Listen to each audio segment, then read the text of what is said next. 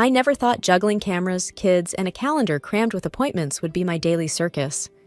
But here I am, at 39, a freelance photographer with a life that's always a click away from chaos. My name's Sarah, and my world revolves around two things: my camera lens and my family. My husband, Mike, is the kind of guy who's married to his job. He works as a sales rep for a company with branches across 3 cities. I can't remember the last time we had a meal together without him rushing off or being glued to his laptop. And then, there are our kids, Lily and Max, both in school, and a whirlwind of activities and homework. "Mama, have you seen my math book?" Lily's voice snaps me back from my thoughts as I sort through my camera gear. "It's probably under the pile of clothes in your room," I reply, without looking up. Max runs in, his soccer ball thumping against the walls. "Mom, can you sign this form for my field trip?" "Sure, bud. Just give me a minute," I say, balancing a camera in one hand and the form in the other. As the kids dash off to their rooms, I hear the front door open and close. Mike's home, probably just to grab something and dash off again. His presence in the house has become like a cameo appearance in a long-running show. "Hey, Mike, how was your day?" I ask, not expecting much of a conversation. Same old, just tired. Got another trip tomorrow," he says, barely looking up from his phone. "I was thinking maybe this weekend we could do something as a family. You know, take the kids out or something," I suggest, hoping for a change. "Yeah, maybe. I'll see how it goes," he replies, his attention still on his phone. I sigh, realizing it's a lost cause. It's always maybe or we'll see. The kids and I have become experts at filling in the blanks of his absence. The evening rolls on with the usual routine: dinner, homework, bedtime stories, and finally, some quiet. I sit on the porch, my camera by my side, capturing the night sky. It's my moment of peace, a brief escape from the relentless pace of life. But who am I kidding? Even in these quiet moments, my mind races with tomorrow's to-do list, unanswered emails, and the ever-looming question, when will things change? As I head back inside, I make a mental note to check my schedule for next week. It's a balancing act, and I'm the ringmaster of my own chaotic circus. But in this hustle and bustle, I often wonder, when did life become a series of tasks to tick off rather than moments to live? Life as a freelance photographer is never predictable, but nothing prepared me for the curveball I was about to receive. It was just another Wednesday morning, and I was out for a walk with our dog, Buster. The sun was shining, but my mind was cloudy with thoughts of upcoming projects and deadlines. "Come on, Buster, let's make this quick. Mommy's got a ton of editing to do," I muttered, tugging slightly at his leash. Just as we turned the corner near the park, Buster spotted a cat, and in a split second, everything went haywire. He lunged forward, pulling the leash with such force that I lost my balance and fell hard onto the pavement. "Ow! Buster, stop!" I yelled, but he was too busy chasing the cat to notice. I tried to get up, but a sharp pain shot through my leg. Great, just what I needed. Limping back home, I called Mike. "Hey, I think I hurt my leg. Can you come home early?" "Sarah, I'm in a meeting. Can it wait?" His voice was curt, a clear sign of his irritation. "I just fell, Mike. It's not like I'm calling for fun," I snapped, frustration boiling over. "Fine, I'll see what I can do," he replied, and the line went dead. After what felt like an eternity, I made it home. The pain was getting worse. I knew I had to see a doctor, but with Mike's unpredictable schedule and the kids at school, it was a logistical nightmare. The diagnosis was a fractured leg. Great. Just what I needed on top of everything else. The doctor advised rest, meaning no shoots, no chasing after the kids, nothing. As if my life wasn't chaotic enough. Back home, with my leg in a cast, I felt like a bird trapped in a cage. Mike had to take over some of my duties, which he did with an obvious lack of enthusiasm. "This is a real mess, Sarah. How long till you're back on your feet?" Mike asked, his tone more concerned with the inconvenience than my pain. "A few weeks at least. It's not like I planned this, you know," I retorted, my patience wearing thin. The kids were surprisingly helpful, though. Lily took over some of the house chores, and Max tried his best to be less of a tornado around the house. "Mom, can I get you anything?" Lily asked, her concern genuine. "Just some peace would be nice," I replied with a tired smile. Days turned into weeks. I was stuck at home, my world reduced to the four walls of our living room. Mike was out most of the time, and the kids were busy with school. The loneliness was suffocating. In a desperate attempt to find something to occupy my time, I decided to explore photography forums online. Little did I know, this decision would turn my world upside down. Stuck at home with my leg in a cast, I found myself diving deeper into the world of online photography forums. It was a nice distraction, scrolling through endless galleries of beautiful images. It almost made me forget the throbbing pain in my leg. Almost. One evening, while mindlessly browsing, something caught my eye. A photo of a man proposing to a young woman. The scene was picturesque, but it wasn't the romantic setting that grabbed my attention. It was the man in the photo. He looked exactly like Mike, my husband. Same build, same hair, even the same suit that I had bought him last Christmas. "No, this can't be," I murmured to myself, my heart pounding. "It just looks like him, that's all." But the more I looked at it, the more I couldn't shake the feeling. It was more than just a resemblance. I had to know more. I messaged the photographer, a woman named Jenna. "Hi Jenna, I came across your photo of the marriage proposal. Can you tell me more about it? Where was it taken?" Jenna replied quickly. "Sure, that was taken in Riverdale. Lovely couple. Why do you ask?" I hesitated, not sure how to explain without sounding paranoid. "I was just curious. The man in the photo looks a lot like someone I know." I waited anxiously for her response, hoping she'd offer more information. But instead, she went silent. No reply came. Days passed, and the image haunted me. I couldn't eat, couldn't sleep. Every time Mike came home, I studied his face, looking for any sign of guilt, any hint of betrayal. But he was his usual detached self, buried in his phone or laptop. One evening, I couldn't take it anymore. I confronted him. "Mike, have you ever been to Riverdale on your business trips?" I asked, trying to sound casual. "Yeah, a few times. Why?" He didn't even look up from his phone. "No reason. Just asking," I said, my voice trembling. The uncertainty was eating me alive. I had to know. I messaged Jenna again, this time more directly. "Jenna, I need to know. The man in your proposal photo, can you send me more shots of him? I think he might be my husband." This time, Jenna responded, "I'm sorry, I can't do that. It's against my policy to share personal photos without my client's consent." I pleaded, explaining my situation and my growing suspicions. After what felt like an eternity, Jenna finally relented. "Okay, I understand. I'll send you a few more shots, but please keep this between us." When the photos arrived, my heart sank. There he was, my Mike, down on one knee, holding a ring to a woman I had never seen before. The same loving gaze he once gave me was now directed at her. I sat there, staring at the screen, tears streaming down my face. My world, my marriage, everything I believed in, shattered in an instant. I never imagined myself in the role of a woman who'd hire a private detective. Yet, there I was, sitting across from Rick, a seasoned investigator with a face that didn't give anything away. I handed him photos of Mike and a list of cities he frequently visited. "I need to know what he's doing on these trips," I said, my voice a strange mix of fear and resolve. Rick nodded, his eyes scanning the photos. "I'll track his movements, see who he meets, but it's going to take some time. You okay with that?" I was far from okay, but I nodded. "I need the truth," was all I could muster. As Rick delved into his investigation, I was forced into a role I never wanted, the wife who pretends everything is normal. Mike, oblivious to the storm brewing, continued his business trips, leaving me alone with my swirling thoughts. I started noticing changes in Mike that I'd never seen before. His wardrobe underwent a transformation, suits that screamed designer labels, shoes that weren't from our usual budget stores. His cologne was different too, replaced by a scent that was more refined, more luxurious. These were subtle changes, but to me, they were glaring. Then there were the phone calls. Mike had always been private with his phone, but now it was excessive.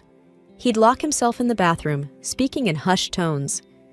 I once pressed my ear against the door, trying to catch snippets of his conversation, but all I could hear was the muffled sound of his voice. I watched him closely, trying to find traces of the man I married in his new persona. But with every passing day, he seemed more like a stranger. I wondered how long he had been living this double life, right under my nose. The kids started to notice the tension.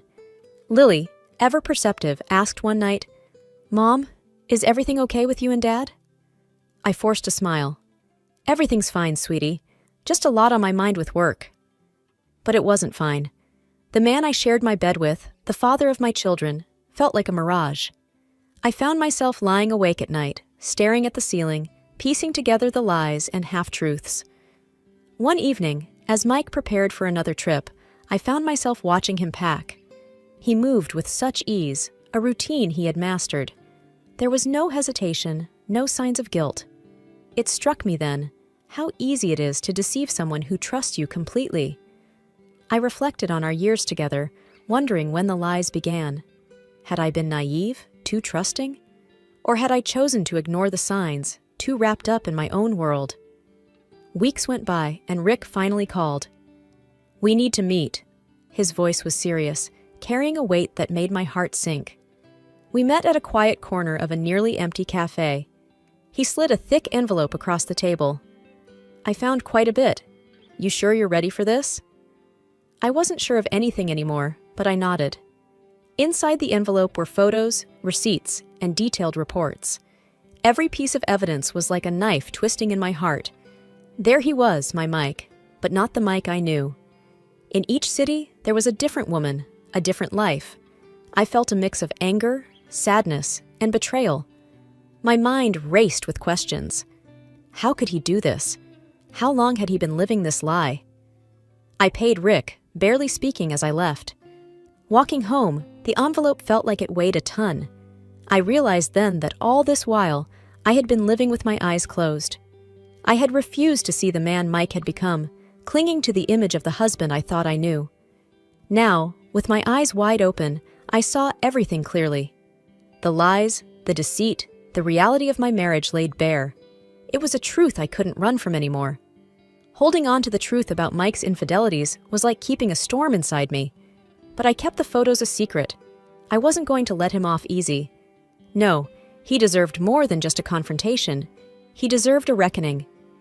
I wanted to give him an unpleasant surprise, one that he'd remember for the rest of his life. As the days passed, my leg finally healed. I could walk without wincing in pain, a small victory that felt like a fresh start. But as one part of me healed, another part plotted revenge. Mike continued his routine, unaware of the storm brewing under his nose. He left for his trips and came back, slipping further into his web of lies. He thought he was smart, but he didn't know that I was now playing the game too. I crafted a plan, something that would expose his deceit in the most dramatic way possible. I wasn't going to tip my hand by letting him know what I knew. No, this had to be a surprise. I spent hours thinking, planning, making sure every detail was perfect. I watched him, pretending everything was normal, but inside, I was counting down the days. My heart had turned cold, each beat a reminder of his betrayal. Finally, everything was in place. The trap was set, and all I had to do was wait for the right moment. Mike was oblivious, still wrapped up in his lies, thinking he had fooled me. He had no idea what was coming. As I lay in bed that night, the phrase, "Revenge is a dish best served cold," echoed in my mind. I realized that was exactly what I was doing, serving him his just desserts, cold and unyielding. This wasn't just about revenge. It was about justice, about taking back my life from someone who thought he could play me for a fool. The night I planned to confront Mike was etched in my mind like a date with destiny. I cooked his favorite meal, set the table with our best china, and even put on the dress he always said he liked. It was all a facade, a stage set for the final act. Mike walked in, looking tired but surprised at the effort I'd put in. "Wow, what's all this for?" he asked, a slight smile playing on his lips. "Just felt like doing something special," I replied, my voice steady despite the storm raging inside. We sat down, and for a while, I played the part of the doting wife. We talked about mundane things, but I was just biding my time, waiting for the right moment. The doorbell rang, and that was my cue. "Can you get that, honey?" I asked, my heart pounding in my chest. Mike got up, still unsuspecting, and walked to the door. I heard his footsteps, the door opening, and then a moment of silence before his voice, laced with shock. "What are you doing here?" I walked to the doorway, and there they were, the girl from the photos and her parents. The look on Mike's face was priceless, a mix of shock, fear, and confusion. "Sarah, what is this?" Mike turned to me, his voice a mix of accusation and panic. "This is me, giving you a taste of your own medicine," I said, my voice cold and sharp. The girl, tears in her eyes, confronted Mike. "You said you loved me, that we were going to be together." Her parents were furious, demanding answers, their voices raised in anger. Mike tried to speak, but words seemed to fail him. "You've been living a lie, Mike, and I have all the proof," I said, holding up the envelope Rick had given me. Mike's face went from red to pale. He looked at me, then at the girl and her parents, his mouth opening and closing like a fish out of water. "You're a liar and a cheat," I spat out, the words tasting bitter in my mouth. The room was filled with shouting, accusations flying. Mike tried to explain, to apologize, but it was too late. The truth was out, and there was no going back. As the girl and her parents left, the reality of what had just happened seemed to sink in for Mike. He looked at me, his eyes searching for something, maybe forgiveness or understanding. But all I felt was disgust. "You need to leave," I said, my voice void of emotion. He didn't argue, just packed a few things and left. The house was suddenly quiet, the echoes of the confrontation still hanging in the air. The days following the confrontation were a blur. The house, once filled with the noise of our family, now echoed with a haunting silence. I kept busy, trying to distract myself from the emptiness and the hurt. Lily and Max knew something was wrong. They could sense the change in the air, the absence of their father's presence. I sat them down one evening, knowing I had to explain things, even if it broke my heart. "Kids, your dad and we're going to be living apart for a while," I said, my voice trembling. "Why, Mom? Did we do something wrong?" Max's innocent eyes searched mine for answers. "No, honey, it's not you. It's just, Dad made some mistakes and we need some time apart," I tried to explain without revealing too much. Lily, older and more perceptive, understood more than I wished she would. "Is Dad not coming back?" she asked, her voice barely above a whisper. "I don't know, sweetheart," I replied, holding back my own tears. I started the divorce proceedings, a process that was both liberating and soul-crushing. Mike tried to reach out, sending messages of apology, of wanting to talk. But I couldn't. Not yet. Maybe not ever. The legal battles began. I fought for the house, for alimony, for everything we had built together. It was a messy, painful process, but I was determined to get what we deserved. One day, I was going through some old boxes and found a photo of Mike and me on our wedding day. I stared at it, at the happy, hopeful faces we once were. It felt like a lifetime ago. "Why did he do it, Mom? Why did Dad hurt us?" Max asked, coming into the room. I put the photo down, looking at my son. "Sometimes people make bad choices, Max, and those choices hurt the people they love." "But do you still love Dad?" he asked, his eyes full of confusion. I sighed, a mix of sadness and resignation in my heart. "I don't know, Max. I'm just trying to figure out what's best for us now." The weeks turned into months. The divorce was finalized, leaving me with a mix of relief and a deep sense of loss. I started focusing more on my photography, taking on more assignments. It was a way to rebuild, to find myself again. One evening, Lily came to me. "Mom, are we going to be okay?" I hugged her, feeling her small body shake with sobs. "Yes, we are. We're going to be just fine." Life didn't stop after the divorce. If anything, it kept moving at a relentless pace. The kids and I settled into a new routine, finding our footing in this altered reality. We were a team, the three of us, facing each day with a mix of resilience and hope. As for Mike, I heard bits and pieces through the grapevine. His world, it seemed, was unraveling at the seams. The women he deceived banded together, filing a collective lawsuit against him. The scandal spilled over into his work, leading to a demotion. He was drowning in debts and legal troubles. But that part of my life was behind me. I had more pressing, more pleasant things to focus on. One sunny afternoon, while I was setting up for a family photo shoot in a park, Lily called me. Her voice was bright, filled with excitement. "Mom, guess what? I won first place in the art competition." "That's wonderful, Lily. I'm so proud of you," I replied, my heart swelling with pride. Max, too, was thriving.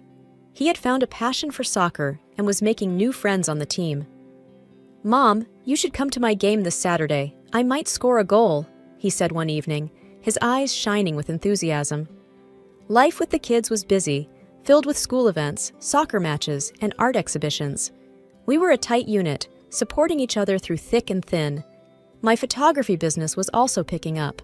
I landed a few big contracts, photographing events, and doing portrait sessions. The lens was my window to the world, allowing me to capture moments of joy, of life moving forward. One evening, as I sat editing photos, I reflected on the past months. The pain of betrayal, the turmoil of the divorce. It all seemed like a distant memory now. I had found strength I didn't know I possessed. The doorbell rang, pulling me from my thoughts. It was my friend and neighbor Martha, dropping by with some coffee and a friendly smile. "How are you holding up?" she asked as we sat in the living room. "I'm doing okay, actually. Better than okay," I replied, a sense of contentment washing over me. "That's great to hear. You know, you've really inspired me with your strength," Martha said, her eyes sincere. We chatted for a while, talking about work, life, and everything in between. It was nice to have a friend who understood my journey. As Martha left, I looked around my home, filled with laughter, love, and the evidence of a life moving forward. The hardships had not defined us. Instead, they had forged us into something stronger. Life was good, not perfect, but good. And for now, that was more than enough.